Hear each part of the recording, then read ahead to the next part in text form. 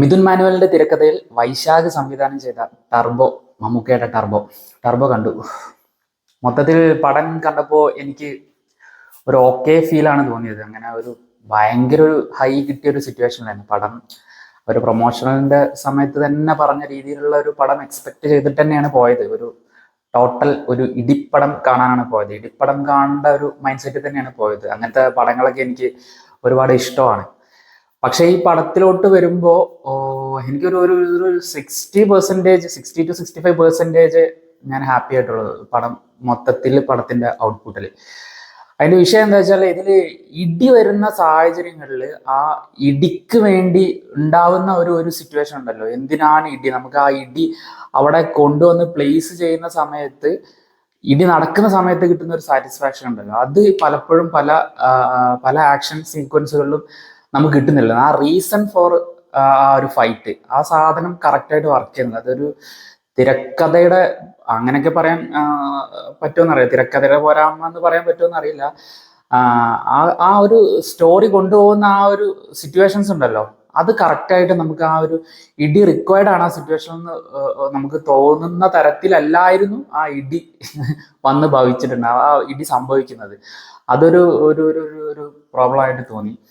പിന്നെ മമ്മൂക്കയുടെ ആക്ടിങ് കാര്യങ്ങളൊക്കെ ആപ്റ്റ് തന്നെയായിരുന്നു. ഒരു എനിക്ക് തോന്നിയത്, ഇതൊരു ഗുലാൻ, നമ്മുടെ തുറുപ്പ് ഗുലാനിലെ ഗുലാനും അതുപോലെ തന്നെ ലാലേട്ടന്റെ ചോട്ടാ മുംബൈയിലെ തലയും, അവരുടെ രണ്ട് കൈൻഡ് ഓഫ് ക്യാരക്ടേഴ്സും മിക്സ് ചെയ്തിട്ടുള്ള ഒരു ക്യാരക്ടറാണ് മമ്മൂക്ക അവതരിപ്പിച്ചിട്ടുള്ളത്. അത് ഒരു എടുത്തുചാട്ടക്കാരനായ, കുറച്ച് മണ്ണത്തരൊക്കെയുള്ള അഗ്രസീവ് ആയിട്ടുള്ള, എന്തിനേതിനും ഇടിച്ചു നേരിടാൻ കെൽപ്പുള്ള ഒരു പവർഫുൾ ആയിട്ടുള്ള ഒരു ക്യാരക്ടർ തന്നെ ആയിരുന്നു.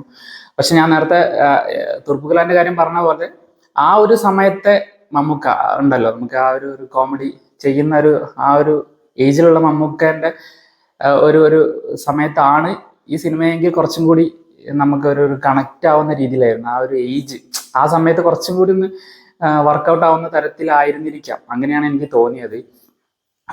പിന്നെ മ്യൂസിക് കാര്യങ്ങൾ ഇതിൽ ഹൈലൈറ്റ് ആയിട്ട് പറയേണ്ട ഒരു സംഭവം മ്യൂസിക്കാണ്. അത് എസ്പെഷ്യലി ആ ക്ലൈമാക്സ് പോർഷനിലോട്ട് വരുന്ന സമയത്തുള്ള ഒരു സോങ്ങും ആ ഒരു സമയത്തുള്ള ആക്ഷൻസും ഗംഭീരമായിട്ട് വന്നിട്ടുണ്ട് എന്ന്.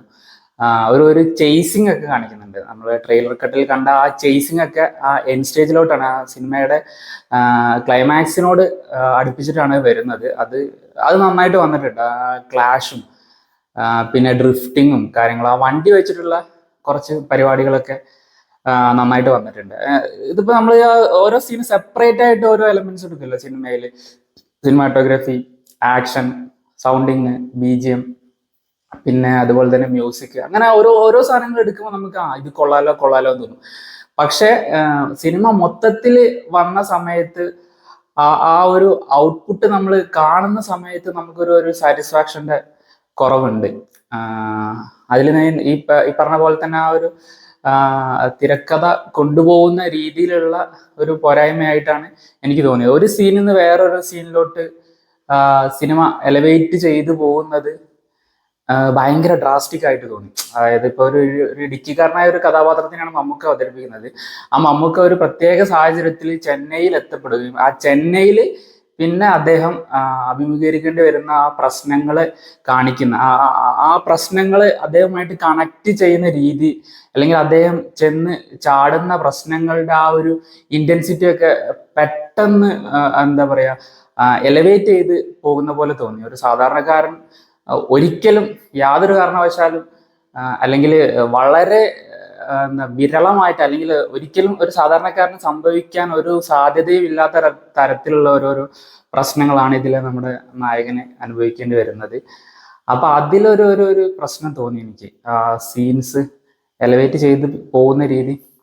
പിന്നെ പെർഫോമൻസിന്റെ ബാക്കിയുള്ള ആക്ടേഴ്സിന്റെ കാര്യത്തിൽ നോക്കുകയാണെങ്കിൽ എല്ലാവരും അവരവരുടെ റോള് നന്നായിട്ട് ചെയ്തിട്ടുണ്ട്. പക്ഷെ നമ്മുടെ മനസ്സിൽ ഇങ്ങനെ തങ്ങി നിൽക്കുന്ന തരത്തിലുള്ള ഒരു പ്രകടനമൊന്നും ആരുടെ ഭാഗത്തുനിന്നും ഉണ്ടായെന്ന് തോന്നുന്നില്ല. എക്സെപ്റ്റ് നമ്മുടെ മമ്മൂക്ക. അദ്ദേഹം ആക്ഷന്റെ ആ ഒരു ഏരിയയിൽ നന്നായിട്ട് ചെയ്തിട്ടുണ്ട്. പ്രത്യേകിച്ച് പറയുകയാണെങ്കിൽ ആ ക്ലൈമാക്സ് പോർഷനിലെ ആ ഒരു ഫൈറ്റ്, അത് നല്ല കിടിലനായിട്ട് വന്നിട്ടുണ്ട്. ആ മൂവ്മെന്റ്സും കാര്യങ്ങളും ആക്ഷൻ കോറിയോഗ്രാഫി ഒക്കെ നല്ല അടിപൊളിയായിട്ട് സ്ക്രീനിൽ കാണാൻ തന്നെയുണ്ട്. പിന്നെ ഈ ഫ്രെയിംസ് ഒക്കെ നല്ല എന്താ പറയുക, ഒരു ആഘോഷ മൂവിന്റെ പോലത്തെ ഫ്രെയിംസുകൾ തന്നെയായിരുന്നു. ട്രെയിലറൊക്കെ കാണുന്ന പോലെ തന്നെയാണ് എല്ലാ വിധത്തിലുള്ള കളറും കാര്യങ്ങളും ഒക്കെ ഉള്ള ഒരു ഫ്രെയിംസ് തന്നെയാണ്. നമുക്ക് കണ്ട് ഇരിക്കാൻ ഒരു രസം തോന്നുന്ന ഫ്രെയിംസ് ആണ് ഉണ്ടായിട്ടുണ്ടായിരുന്നത്. കുറെ രാത്രി സീനുകളൊക്കെ ഉണ്ട്, അതൊക്കെ നന്നായിട്ട് വന്നിട്ടുണ്ട്. അതിലെ ലൈറ്റും കാര്യങ്ങളൊക്കെ വരുന്ന സമയത്ത് ഈ പറഞ്ഞ പോലെ ആ ഡ്രിഫ്റ്റിങ്ങും ആ ഒരു കാറിന്റെ കുറച്ച് ആക്ടിവിറ്റീസ് ഉണ്ടല്ലോ, അതൊക്കെ വളരെ നന്നായിട്ട് വന്നിട്ടുണ്ട്. പക്ഷെ മൊത്തത്തിൽ ഞാൻ ഈ പറഞ്ഞ പോലെ തന്നെ ഒരു എന്താ പറയാ, നമുക്ക് ഒരു സാമ്പാറിന്റെ ഒരു കഷ്ണം എടുക്കുകയാണെങ്കിൽ ഓരോ കഷ്ണങ്ങളൊക്കെ രുചികരമായിട്ട് നമുക്ക് ചിലപ്പോൾ തോന്നും. അതിൽ ഓരോ പാർട്ടികളൊക്കെ നമുക്ക് രുചികരമായിട്ട് തോന്നും. പക്ഷെ മൊത്തത്തിൽ ആ കറി ശരിയായില്ല എന്നുള്ള ഒരു ഫീൽ ഉണ്ടല്ലോ, ആ ഒരു സാധനം സിനിമ കണ്ടപ്പോൾ തോന്നി. എന്തോ ഒരു ആ ആക്ഷൻ സീക്വൻസുകളിലുള്ള ആ ഒരു ആക്ഷൻ സംഭവിക്കാനുള്ള ഒരു ഹൈ കുറഞ്ഞതായിരിക്കാം കാരണമെന്നാണ് എനിക്ക് തോന്നുന്നത്. എന്തായാലും തിയേറ്ററിലൊന്നും നിങ്ങൾ പോയി കണ്ടു നോക്കുക, എന്നിട്ട് നിങ്ങളുടെ അഭിപ്രായം താഴെ കമന്റ് ബോക്സിൽ രേഖപ്പെടുത്തുക. ഞാനൊരു 60 to 65% സാറ്റിസ്ഫൈഡ് ആണ് സിനിമ കണ്ടിട്ട്.